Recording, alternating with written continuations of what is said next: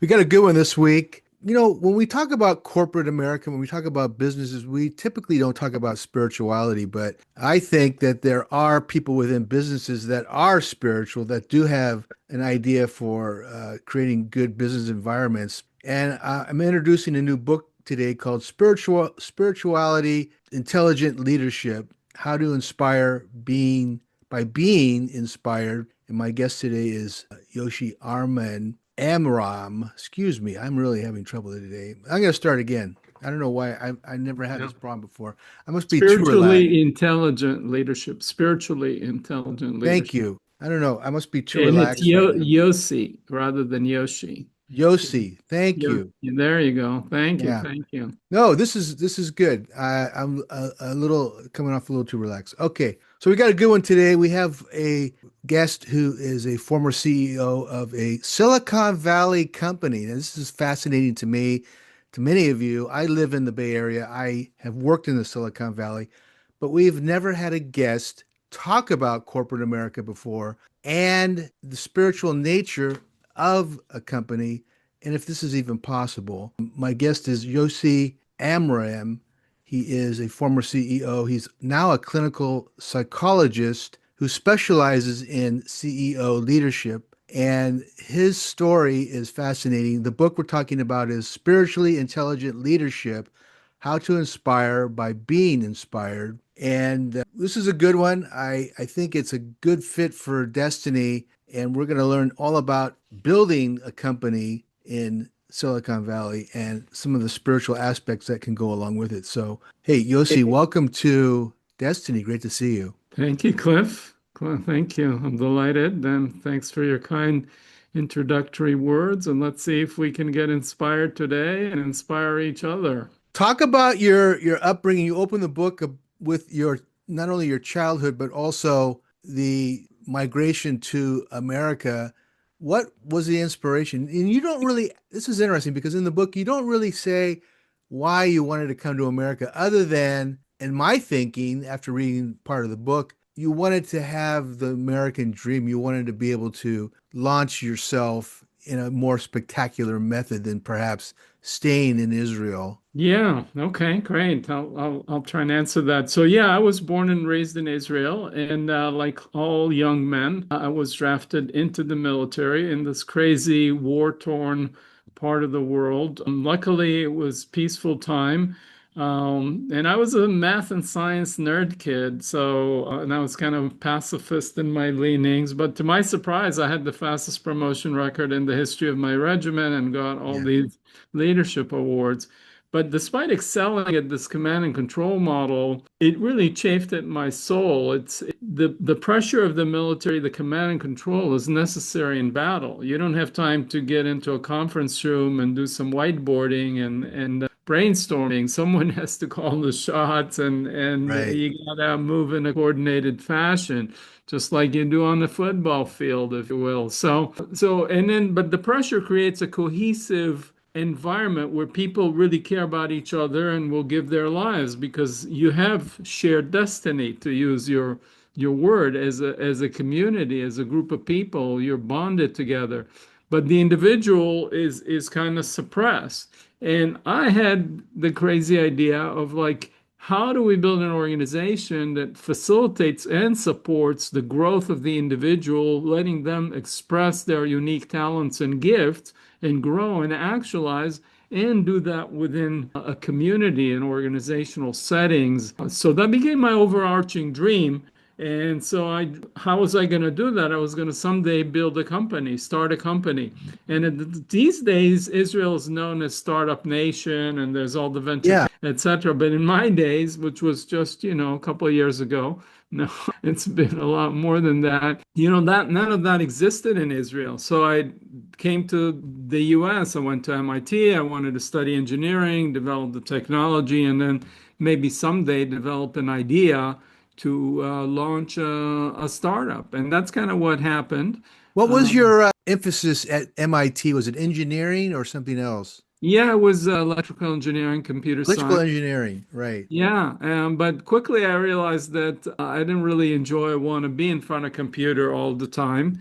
And so I went and got my MBA pretty quickly thereafter. And then I was interested in combining technology and business and understanding market needs and then what technology enabled you to do. And that led to the formation of my first company called properly Individual Inc. It was all about the individual, actualizing the individual, but within a team spirit community environment. And Individual was the first company to do personalized newspapers, interactive media. This is before the internet. So Yeah. you and some of the listeners may not remember the days of fax machine. So you would get on your fax machine every morning Cliff's Morning News, and then you told our software which articles were relevant or not. And based on that, we had self-learning and it would adapt itself. So it was personalized news. The name individual stood for the idea of individualizing the news for the unique needs of each individual, but also an organizational philosophy that supported the growth and actualization of each individual employee. And it started on fax, then went to email, then went to the internet when that happened. But I'll pause there because there's a whole dramatic chapter in that transition from fax to internet and all of what that meant for me because it was a huge threat to the business. And, part of the issue with Silicon Valley is you always ride the next wave and then you get the new technology wave and it just disrupts and threatens your business. So that's kind of what happened. Fax Did became you have an obsolete. IPO for the individual LLC? Did you get funded so that you could begin growing it? I can't remember the. Yeah, I got I went an IPO, which is a public offering, but that was later. I funded it with venture capital, and that was a whole journey to get venture capital because my idea at the time was pretty radical, and I had no background in publishing and so on. But yeah, I got it started with some angel investors, and then Mhm. institutional venture capitalists, the top VCs in Silicon Valley, corporate partners like Microsoft, and major newspaper chains that were interested in the future of publishing. But We then I should we hit should let people know that you were working roughly 80 hours a week,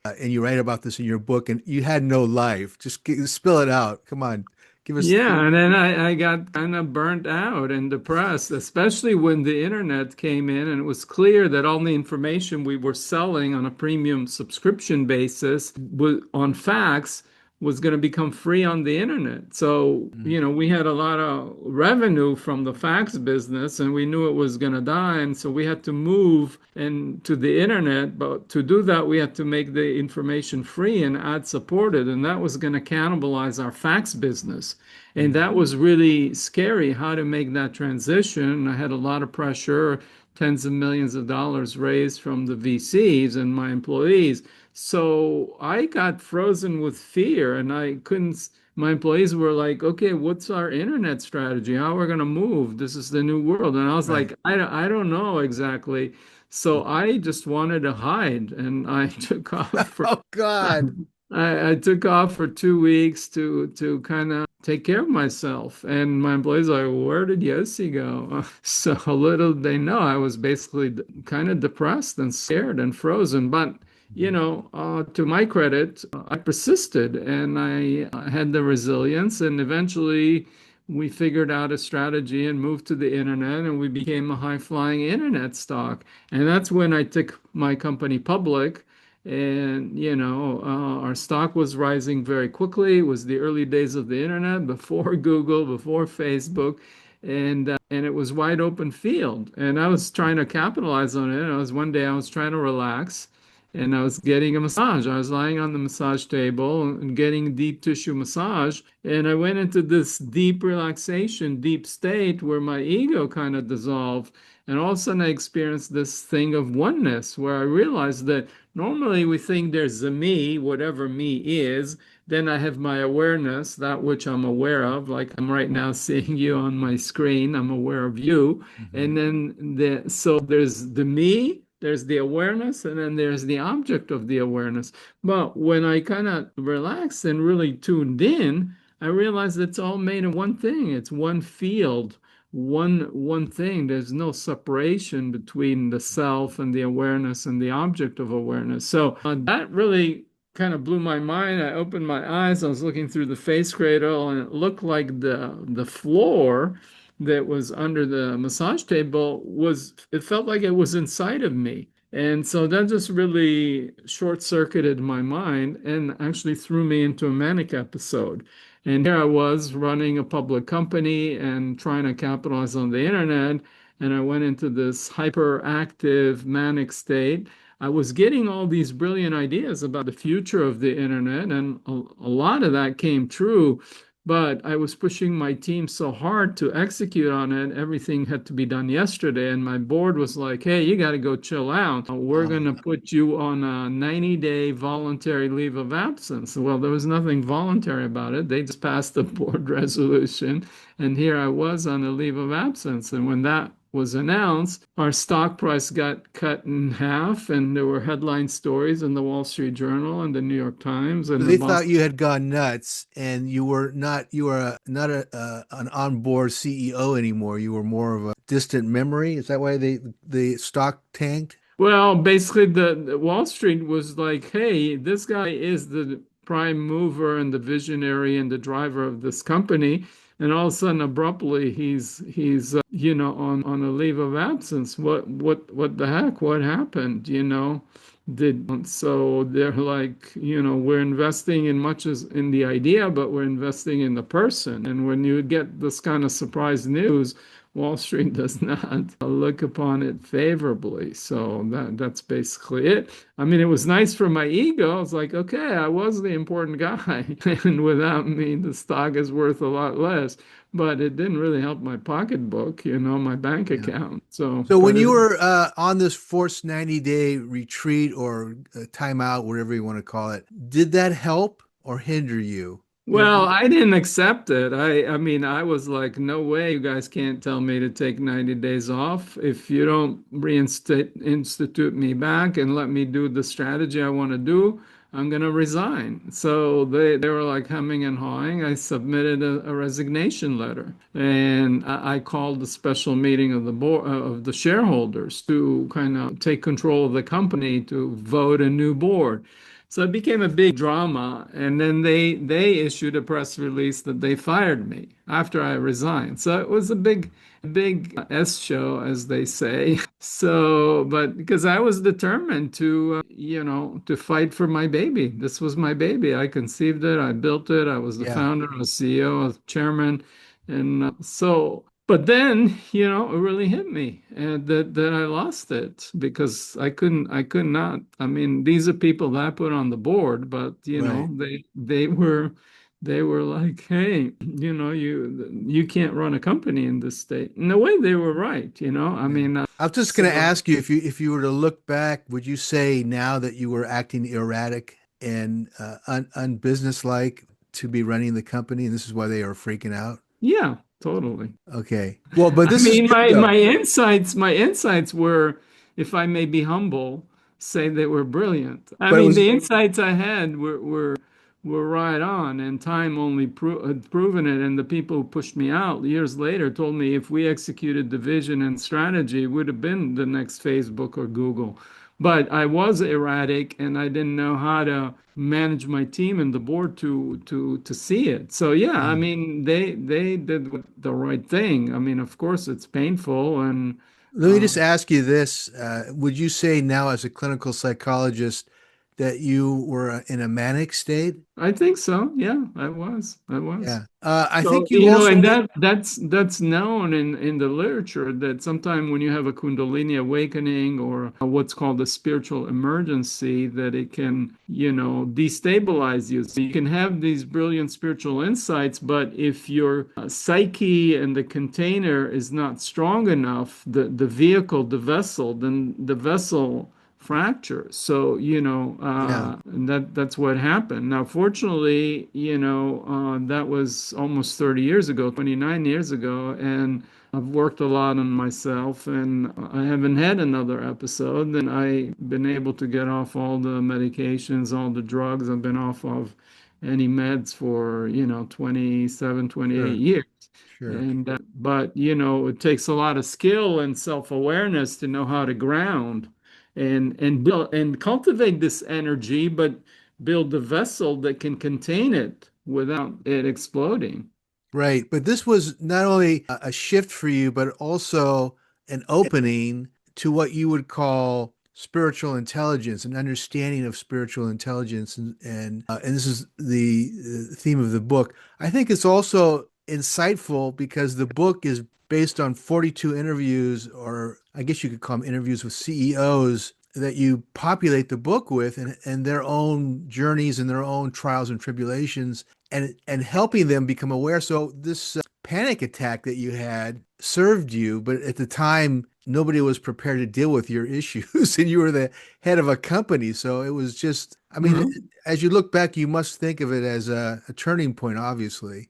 Yeah, it was a big turning point. It's tragic and it was a blessing in disguise, as you said. So yeah, so these 42 CEOs were in my doctoral research study, and I developed this measure of spiritual intelligence and then looked at how that compared to emotional intelligence, compared to personality, explained who were better, more effective leaders than engendered teams with higher morale, higher commitment, and lower turnover.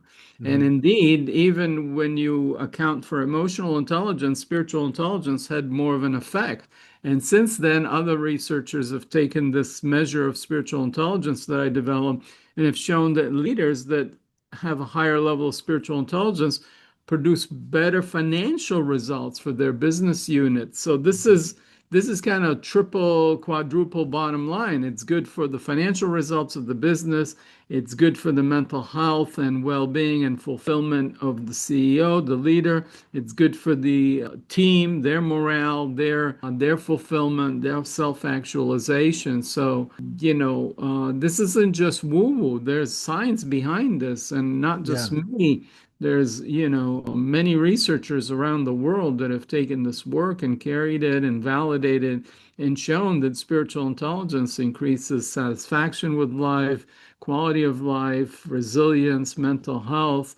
Now I'm doing a study with couples and looking at how spiritual intelligence helps relational satisfaction in your primary romantic partnership. Hmm. And it's so far from the early sample, even though it's a relatively small sample, I have so far 26 couples that completed. My goal is to get to 100. Yeah. But the results are already amazingly statistically significant that spiritual intelligence by far has the biggest impact effect on relational satisfaction, more than attachment theory, more than emotional intelligence.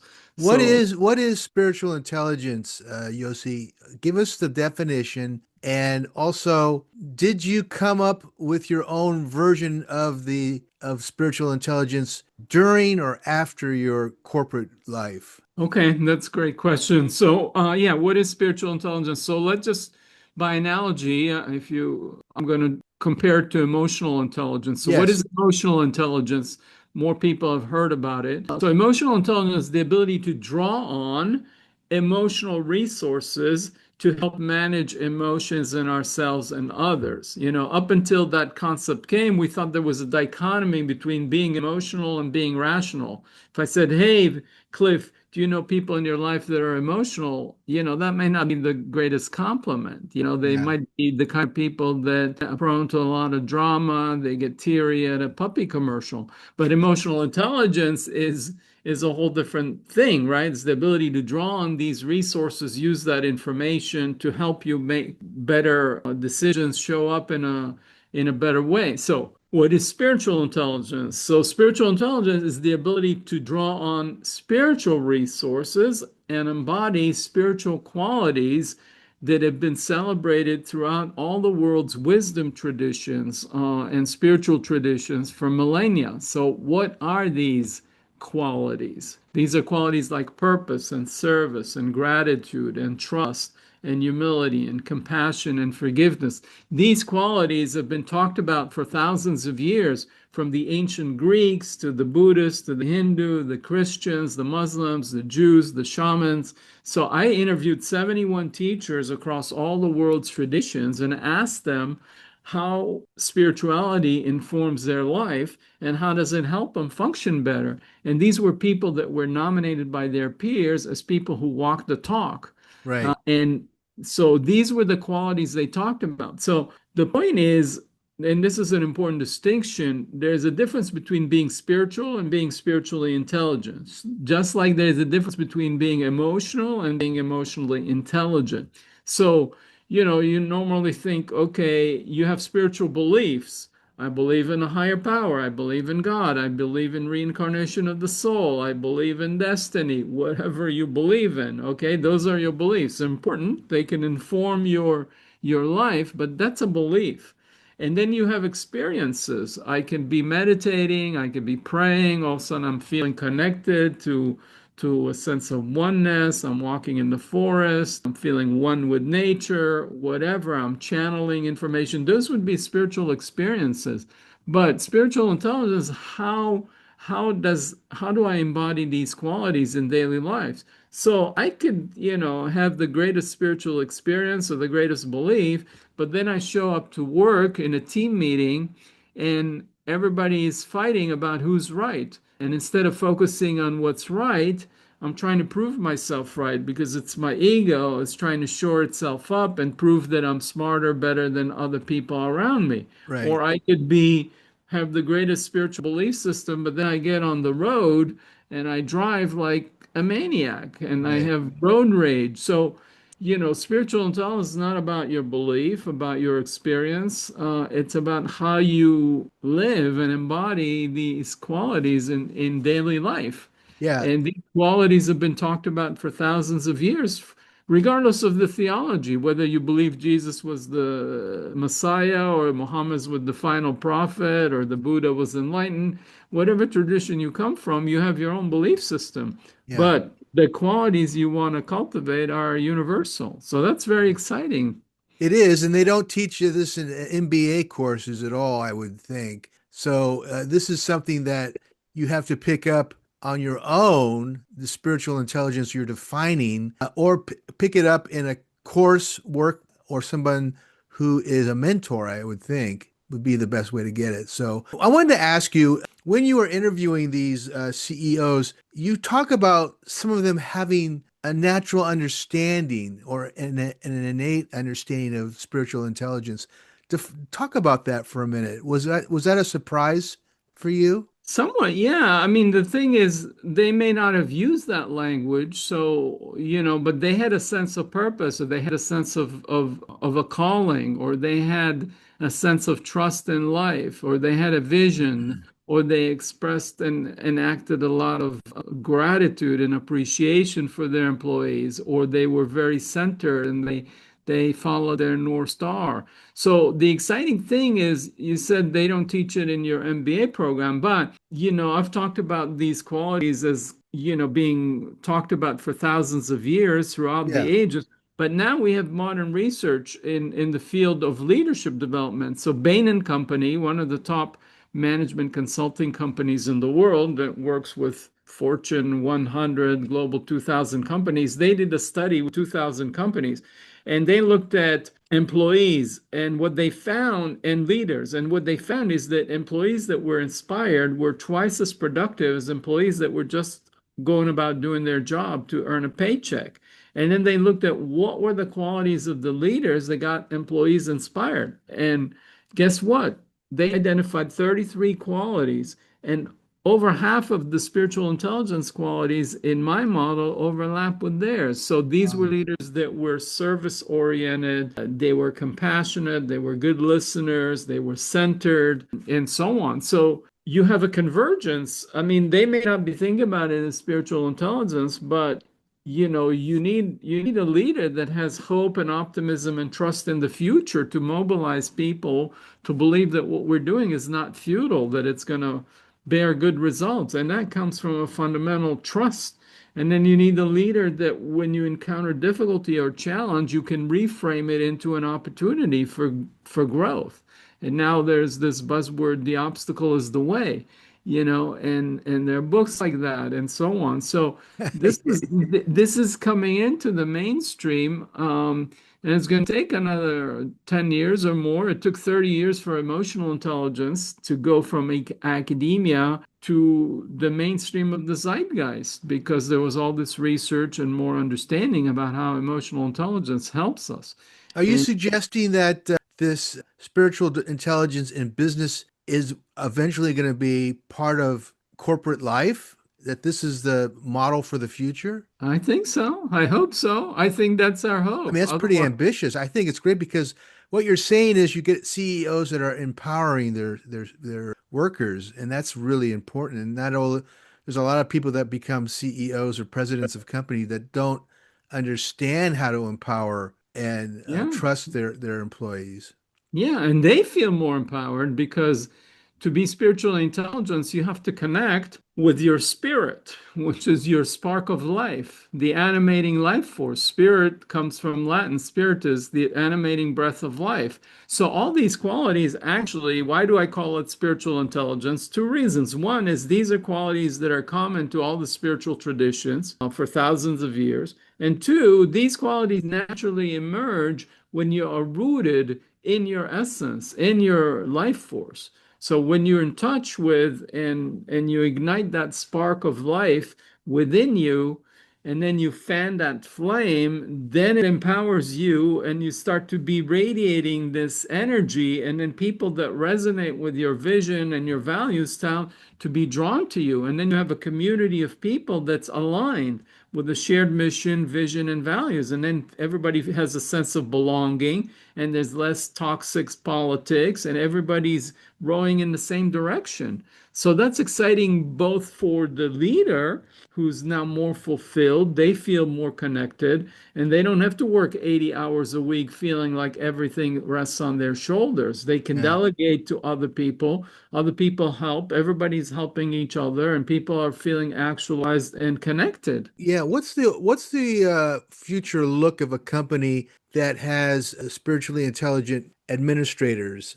I mean, what kind of work, what kind of results can we expect? Well, I mean, the research shows that when companies have multiple stakeholders in mind, they're not just thinking, oh, I'm owned by my shareholders and my job's to maximize profit. When they think, okay, I have multiple stakeholders, I have shareholders, I have to produce profit. Yeah, I have Wall Street. Yeah, but I also have employees that I have to help them grow and feel actualized. I have customers that I have to deliver quality product. I am part of a community. And so I have to take care of the community and the environment and so on. The companies that take that approach more holistic to all their stakeholders, lo and behold, they produce better financial results for their shareholders. So you take it's kind of becomes a win-win. So I think the future, this research is going to make it, and people will start recognizing, no, when I take care of my employees, they're going to be more loyal. They're going to work harder. They're going to be, like I said, employees that are inspired are twice as productive. When I take care of my customers and deliver quality products, as opposed to just cutting costs, cutting corners, and then I build a strong brand. And, the companies that do the best in the long run have strong brands that have been built on quality products and great reputation. So Yeah. taking care of your customers, taking care of your employees, then results in a better business. It And sounds like you're talking about an incubation system that is new, but also has very positive results and can really foster substantial growth. yeah, and it's basically saying take a holistic view on this thing and a long-term view. And it's basically taking a systems approach and understanding how quality employees that are happy are going to deliver better quality service. Think of like an airline like Southwest. They created, their founder was very spiritually grounded, and he was like, we're going to make this airline be fun, and our employees are going to have fun and joke around. So that's how they built their brand. And then, when you get on a Southwest flight, people were like, oh, this is a lot more fun to fly Southwest than to fly. Some of that has changed as it gotten bigger and bigger, and he's Yeah. out of there, whatever. But my point is that he understood that investing in his employees, creating a culture of fun, built his brand, improved the quality of service for his customers, which made his business more successful. Hmm. So it's all about thinking win-win and understanding the feedback dynamics between different parts of the system. So it's actually all very rational and science-based and valid as opposed to think spirituality, well, that's woo-woo and I don't know what you're talking about. this is grounded in science and it all makes sense. Yeah, I mean, you use these wisdom traditions, this kind of language, and it might turn a lot of people off, but if you show them the results and just change the language so that they understand it, they'll buy in probably much better. Yeah, well, yeah, some people are turned off by the wisdom traditions, but as I said, if you said emotional intelligence 40 years ago, people thought you're nutso, Yeah. like no, you're either emotional or you're intelligent.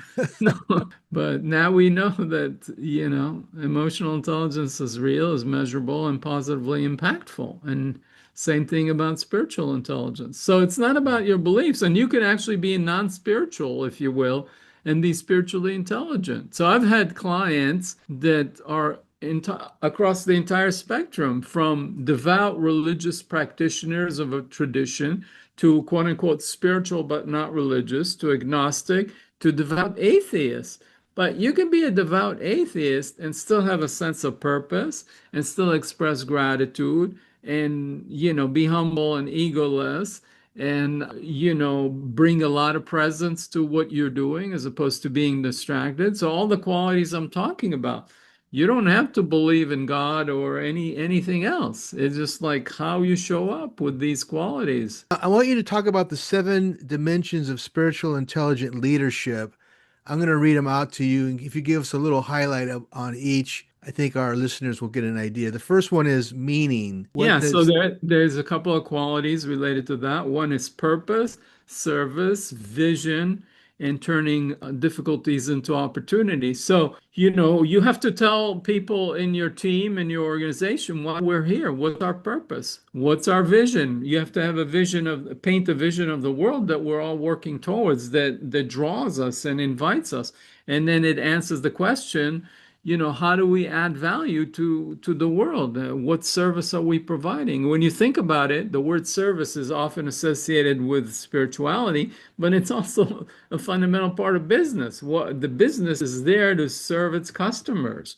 So you have to paint a picture of the world, the future, the purpose, the vision, and then you have to create meaning out of the obstacles in the way. Whenever you're saying, okay, this is our plan, this is what we're going to do, it's not always going to go smoothly as you plan. Things are going to come at you. You're going to get curveballs. So instead of giving up, you have to have, see, I was like, what is this asking of us? We have to reinvent ourselves. We have to, see it as an opportunity for growth, just like in our personal lives. Tragedies happen, like what happened to me. I was pushed out of the company, but it was a difficulty, a huge difficulty, but it became a huge opportunity to reinvent my life and to do all right, the stuff I'm doing now. right. So that's all related to the domain of meaning. Meaning. And the next one was grace. And I was curious about grace. I can think of a graceful way of going about your business, but how do you define grace and how does it work as a spiritual, intelligent aspect? Yeah, so there are under the domain of grace, there are four qualities. One is trust, the other one is beauty, joy, and gratitude. So you're interacting. So as a leader, you have to have trust in the future. As I said, you have to believe that what you're doing is going to have positive effect. You're somehow going to fulfill your mission in some way. So what we're doing is not futile. And like I said, turning difficulty into opportunity, it's based on trust that the obstacle is actually there as an invitation to develop new skills and it's drawing us to develop our capacities. So that's trust. And then beauty, you want to see the beauty that's being uncovered in your work. Now, normally we think, oh, I goes to nature and the forest and I see beauty and flowers and trees. But, why not see beauty in a spreadsheet and how elegantly? I mean, if you're a physicist, you see beauty in a physics equation. It's Yeah. very elegant. And We all so, have different perceptions. It's important to say that because, yeah, we do have that, but the point is you could find beauty in your work, in your PowerPoint presentation, in your ad campaign, in a memo that someone writes very well, or an ad copy. So that motivates you and gives you satisfaction because whenever we encounter beauty, our heart opens and we're just inspired and empowered. And then joy, if you bring joy to your activities, and there's all the research that shows that joy and humor fosters creativity and better problem solving. So if you go to these creative design agencies, etc., you'll see they have these, rooms for relaxing and playing foosball and ping pong because Yeah. when people are having fun, their creativity starts. So bringing joy into your meetings, into your interaction, joking around helps the business. And then gratitude. If you show our appreciation, first noticing things that we appreciate improves our mood. It's not that happy people are grateful, it's that grateful people become happy. So when we express gratitude, there's all the research that shows it improves our mood, it improves our immune system, etc. And then when you express that gratitude to others through appreciation, they're motivated, and then they work harder to continue to get that positive feedback. The next one is inner direction, and it's almost obvious, but perhaps there's a spiritual intelligence aspect of that one as well. Yeah, well, if you're going to be a leader, you got to follow your North Star and you got to follow your thing. Otherwise, you're following them. You're a leader, not a follower. So, that's the difference between a leader that has a vision, that has a passion, that has a direction, and that says, okay, this is the vision and I'm confident in it Yeah. and it's calling me and I'm following that inner compass, my North Star, as opposed to I'm a politician and I'm looking around like, okay, what do they think I should do? And I'm trying to figure out from my employees what do they want me to do or what do they think? And that's not to say we shouldn't get their input. And so this is the paradox. You have to be strong and hold your ground and have your inner compass and at the same time be open to others' ideas. But ultimately, you have to discern the truth and trust your judgment. And then you live in integrity and alignment. And that's the discernment that you have to follow the truth. And so that's the Yeah. inner directedness. Yeah, you used the word that I was thinking of was just vision being a critical component of inner direction. The next one is community. Well, you work for many people as the primary community, and we're living in a loneliness epidemic, pandemic. We're so isolated, but we're social beings. And so you want to be part of a group of people that has a shared vision, a shared purpose, shared set of values where people care about each other. And that makes us happier, more fulfilled, and we care about each other. And in that environment, people help each other and support each other as opposed to working at cross purposes. And so it results in better outcome and for the business and more loyalty to the organization because you've built this web of trust and relationship where people care about each other and then they don't want to leave. They want to help their friends, their colleagues. Yeah, I like the convincing the employees to carry the vision and become a community of one thought.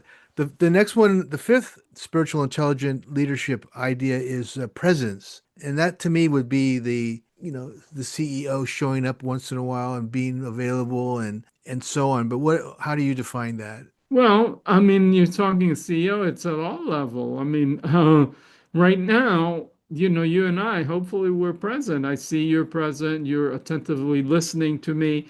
If you started like looking at your phone and checking your text messages and thinking about your next appointment or I don't know what you're going to do this afternoon, I would feel like you're not there, and I'm gonna Yeah, I'm what's gonna the start story? I'm gonna start drifting off, and the quality of our interaction and creativity and collaboration is gonna suffer. So like, it's at any interaction, whether it's with two team members, it's a manager, it's a one-on-one. We're gonna get the quality of the output based on the presence, and this is something we're all dealing with is like everything's competing for our attention with all the social media and text messages and emails and Yeah. ads, etc. So, managing our attention and being clear of our intention. because otherwise you go into something and before you know it, you're on some tangent, you forgot your intention, you're not paying attention, you've wasted an hour and the hour's gone by. And so if you're in sales, let's just say, I have to have an intention like, okay, I'm trying to build rapport with my prospect. I want to understand their problem. So then I can come back with a proposal that fits them. So it's crucial that I know what my intention for this interaction is. I'm trying to connect emotionally. I'm trying to create some rapport. I'm trying to understand the problem space so that we can collaborate on building a solution. So this is in business. This is the CEO, everyone. It's in your family with your children. Yeah. You want to be present with your children. You want to be present with your spouse. You see people, you go to a restaurant and people are having dinner together and everybody's on their phone. I'm like, okay, what are you doing with each other?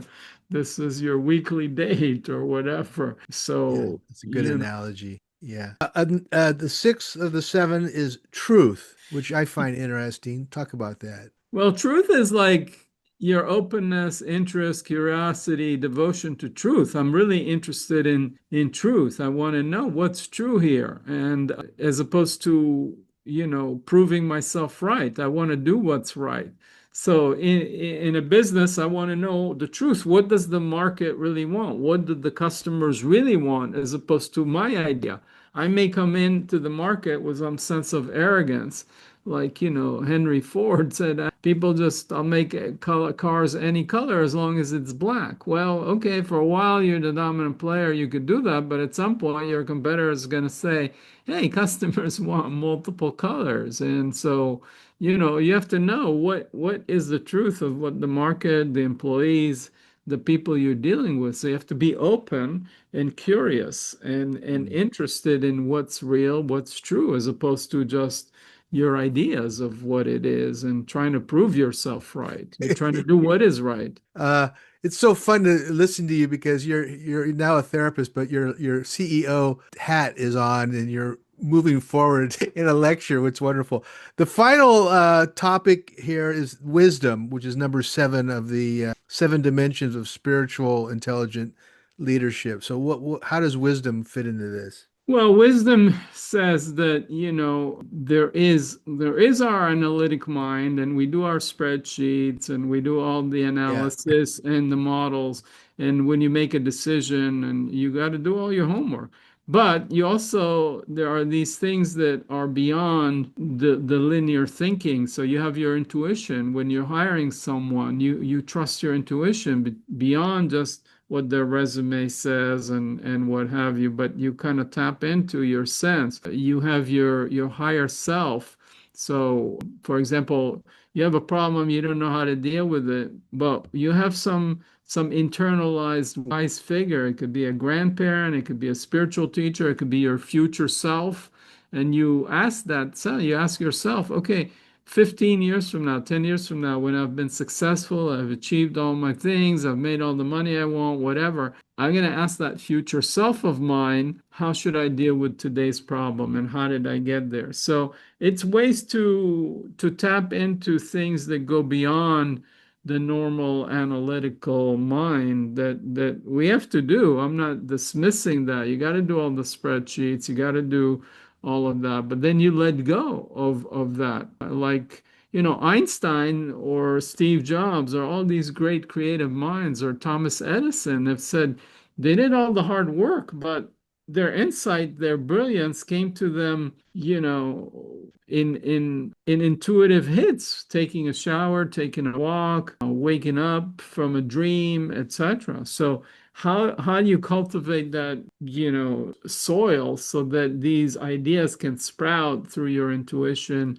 in ways that are not explained mechanically through linear logical frames? You Yeah. got you got to do the logical analysis.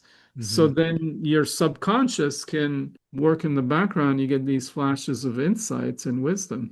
Can you choose a couple of people that you feature in your? I don't know if you are using their real names. I don't think you would No. be legally allowed to do that. But give us a case study, one or two people who were helped when they understood that their spiritual intelligent focus was the best way to go as a company leader? Well, I mean, I can talk about many stories, many cases. One of the ones I discuss in the book is the case of Ted, who raised tens of millions of dollars from top venture capitalists in the Valley, but his company wasn't doing so well, and he had to do a bunch of layoffs, and he started to feel down on himself and getting depressed, etc. So the first thing was to get him out of the depression. And, we did that by just getting him into a gratitude practice. Gratitude. And, so every night he thought about three things that happened today in the business that he was grateful for. And then he moved into appreciating people in real time that did something good that he was grateful for. That improved the morale. And then we did this visioning exercise about, okay, where do you want the company to be in 12 months? And really create that vision through visualization, like they do that in sports. If Yeah. you are in tennis, you shooting the serve, you're going to visualize it going into that corner, or you're a golfer, you're going to visualize you're swinging and the ball is landing on the tee in the hole. And so you want to visualize that, and that lays the neural pathways in your brain. It lays the pathways in reality, and you're inviting the universe to support you. So he did that with his future, where he wanted the company to be. And he kind of programmed himself that that's going to be a reality. And then he started acting in that way. And then he did that down the line from his VPs to their teams, so that everybody started having this vision and seeing how they are fitting into it. And that really energized everybody and motivated it. And so, and lo and behold, a year later, they pretty much achieved that vision. So, that's a spiritual intelligence quality that's used in business, used in sports coaching, used in a variety of other things. I can see it with the CEO, but the people down the line, how are you going to get them to vision? Is it more like a paper for this week? We want you to be thinking about the positivity of this new product, service, or whatever. How do you get the others to kind of follow you in that vision? Well, so you take it down the line, and so each manager, each coach works with their team and says, okay, this is the overall vision, right? Like right now we have 100 customers. Our goal is by the end of the year, we're going to have twice as many, 200 customers, okay? So what does that mean? You're in customer service. You're one of the customer service employees. And right now, because we have 100 customers, this is what you're doing, this is how many phone calls you're getting, etc. Now, imagine it's a year from now, it's 200 customers and you're getting, this stuff. And so let's think through, visualize yourself dealing with that. How are you handling this? Maybe we hired another person to help you. So now you have a teammate. Okay, how are the two of you working? What are you doing to make so you bring it down to earth. You take this idea that we're doubling the business at the level of the company as the CEO, but Right. what does that mean, department by department down to each person? And then so if they internalize it and then they visualize how they are fitting into this new world, then they're preparing themselves so that the customer support department can indeed handle twice the business. Otherwise, you're going to bring all these customers, the product quality is going to suffer, and Yeah. then they're all going to walk away. Yeah, that's a good one. As we conclude, Yossi, can you provide another example of somebody perhaps who's in the incubation period and is looking for funding that you had as a client, and through this visioning or this intelligence work, leadership work, they were able to spawn a funding? Well, yeah, I mean, it's like visualizing the product, how it's being used, and then being nimble when you're launching it and you're not getting the feedback you want from customer and you're not getting the engagement. And then you're like, I had this, I think I talk about this case in one of the chapters, someone who was actually a successful entrepreneur in a previous thing. He cashed out, sold his company, made a lot of money, and then he started another thing. And he thought, I have the Midas touch. I'm a great product designer. And he launched a new app product, and the results from the user base was dismal. And he was like, he couldn't reconcile, like, I thought I was a great, smart, successful designer, and that became his egoic identity. And then Oh, he couldn't reconcile that with the reality that it wasn't going so well. So we had to kind of go back to this truth domain, which was to let go of this egoic identity and go back to openness. Remember, I said about the thing about truth is about being open. But as long as you're stuck on your identity, I'm a great designer and I have the Midas touch, it couldn't compute the reality of what the market was giving him and the customers and his identity, and all of his energy was spinning around reconciling those two things that just could. So, but when he let go of his idea, then he opened up, and then he could be more creative and adjust and weave and dart his product to get to product market fit so that then it could get the traction and raise the follow-on funding and so on. I love So that. Yeah. Would you say that Silicon Valley is still kind of the epicenter for new tech environments? Or, I mean, you mentioned Israel, which I didn't know that they were a tech environment, but also there's places in Boston and other smaller places in the United States. But how would you define Silicon Valley today? well, I think it's still the epicenter hub. I mean, it's like the Florence of the Renaissance. You get all the smartest people come here, and the AI startups and whatever these days. A lot of them are in Silicon Valley. So yeah, you have the biggest concentration of talent, but that's nobody has a monopoly on innovation. Yeah, Route 128 in Boston. I mean, a lot of it also centers around universities and where innovation comes out of. So in Silicon Valley, you got Berkeley, you got Stanford, you got a lot of venture capital that provides the capital.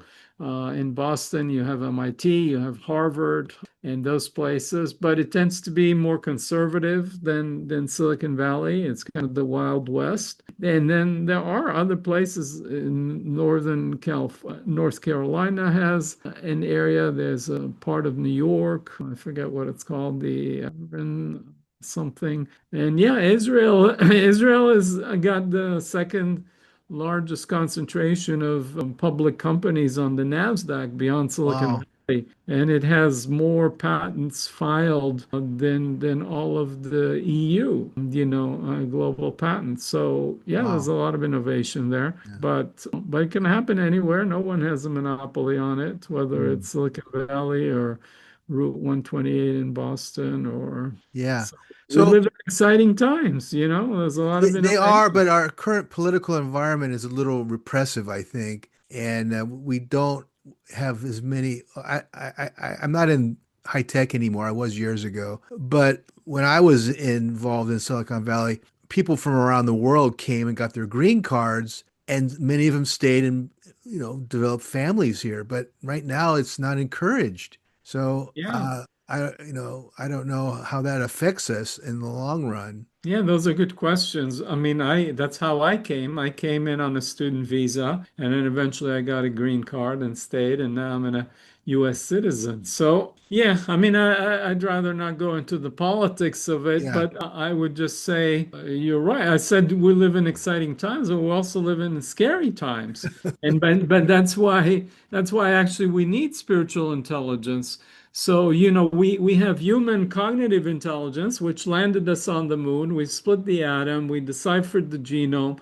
We have AI that is amazingly intelligent, smarter than many of us, including myself.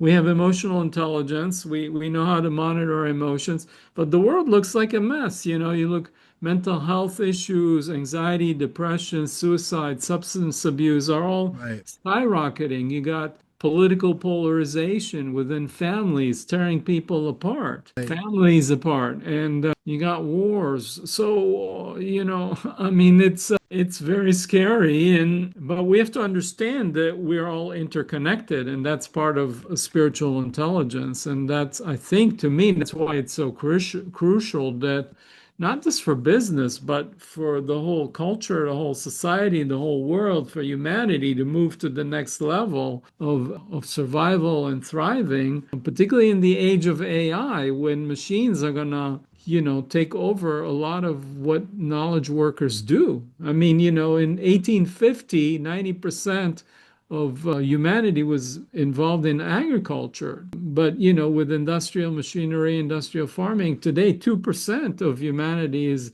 involved in farming and because we produce enough food. But these days, most people are sitting behind desks called knowledge workers. And then AI is going to take over a lot of that and people are going to lose their jobs. So what are humans going to do? And I think it's only when we develop our spiritual intelligence, these other skills of compassion and connection and so on, that we will be able to continue to survive and thrive. Otherwise, we'll become obsolete. The book's called Spiritually Intelligent Leadership. My guest today has been Yossi Amram. What is your website?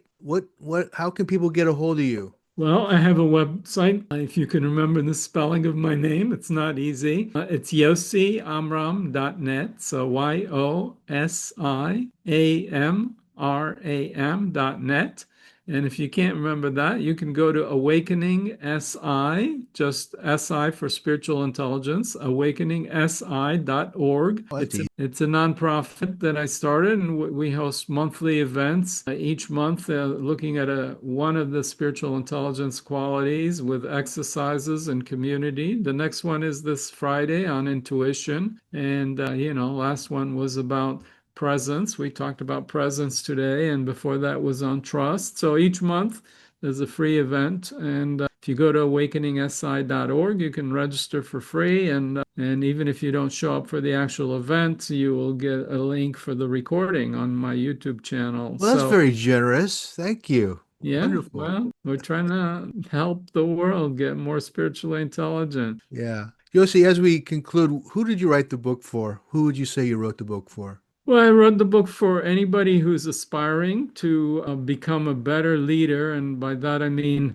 first and foremost, lead themselves in a better life, because leadership is an inside job. So, someone who wants to lead a better, more meaningful life, to grow and develop psychologically and spiritually, and have a better, stronger impact on the world, on people around them. And in a sense, we're all leaders. We're leaders in our communities, in our neighborhoods, in our families.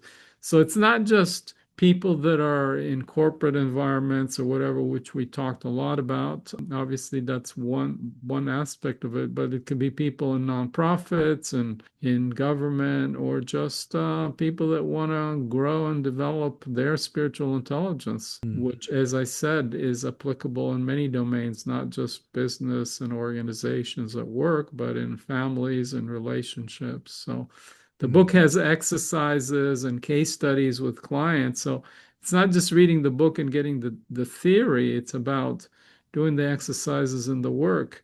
It's not just you read a book about fitness and you're fit. You got to go to the gym and do the Yeah, workout and do your push-ups and sit-ups and squats and whatever it is you're doing. And so exactly. same with spiritual intelligence. Yossi, thank you. Great having you on the program, and I appreciate your work. Thank you. It's been a delight and an honor.